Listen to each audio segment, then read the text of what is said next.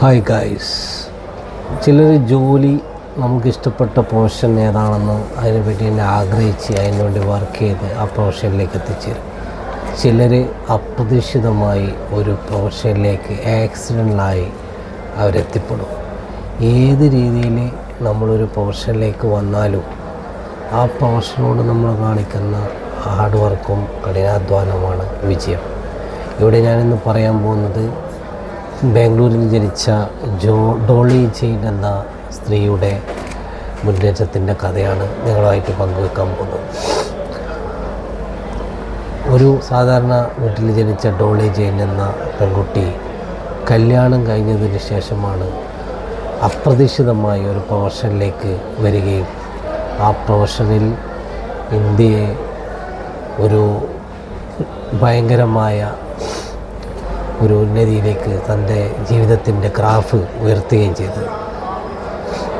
ബാംഗ്ലൂരിൽ ജനിച്ച ഡോളി ജെയിൻ കല്യാണം കഴിഞ്ഞ് അവരുടെ ഭർത്തൃ വീട്ടിൽ പോയപ്പോൾ ഭർത്തൃ വീട്ടിലുള്ള ഭർത്താവിൻ്റെ അമ്മ പറഞ്ഞു, ഇവിടെ പാരമ്പര്യമായി എല്ലാവരും സാരിയാണ് ഉടുക്കാറ്, അതുകൊണ്ട് നിങ്ങൾ സാരി ഉടുത്തിട്ട് വേണം ഇവിടെ നിൽക്കാൻ, ഫുൾ ടൈം സാരിയിലായിരിക്കണം എന്ന് പറഞ്ഞു. പക്ഷേ ഈ പെൺകുട്ടിയെ സംബന്ധിച്ചിടത്തോളം സാരി ഉടുക്കാൻ അറിയില്ലായിരുന്നു, സാരി ഉടുത്തിട്ടേ ഇല്ലായിരുന്നു. അപ്പോൾ അതിൻ്റെ ഒരു ബുദ്ധിമുട്ടുകൾ കണക്കെടുത്ത് ഈ കുട്ടി വളരെയധികം ബുദ്ധിമുട്ടി.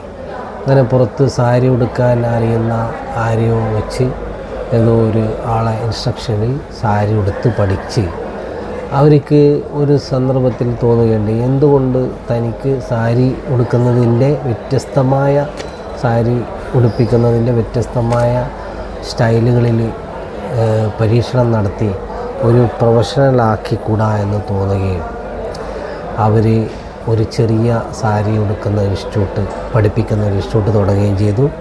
അതുവഴി അവർ പുതിയ പുതിയ സ്റ്റൈലുകൾ കൊണ്ടുവന്നു.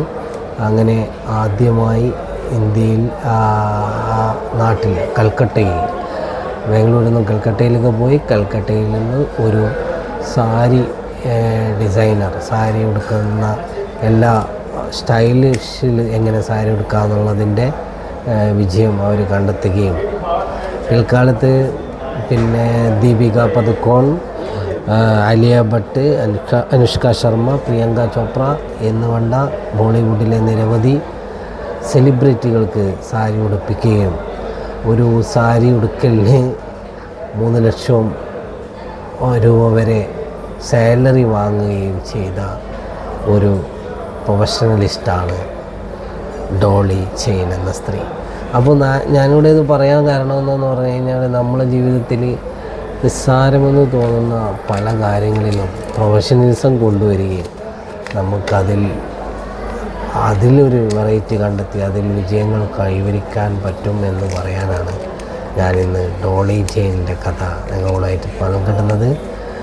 അതുകൂടാതെ സ്ത്രീകളാണ് പല മേഖലകളിലും വെറൈറ്റി, യുണീക്ക്നെസ് കൊണ്ടുവരികയും ജീവിതത്തിൽ, ജോലിയിൽ സ്ത്രീകൾ തുടങ്ങുന്ന സംരംഭങ്ങളെല്ലാം മോസ്റ്റ്ലി വിജയങ്ങൾ തന്നെയാണ്. കാരണം അവർ ഹാർഡ് വർക്ക് നല്ലോണം ചെയ്യുന്നവരാണ്, അവർക്ക് നല്ല ക്ഷമ ഉണ്ട്.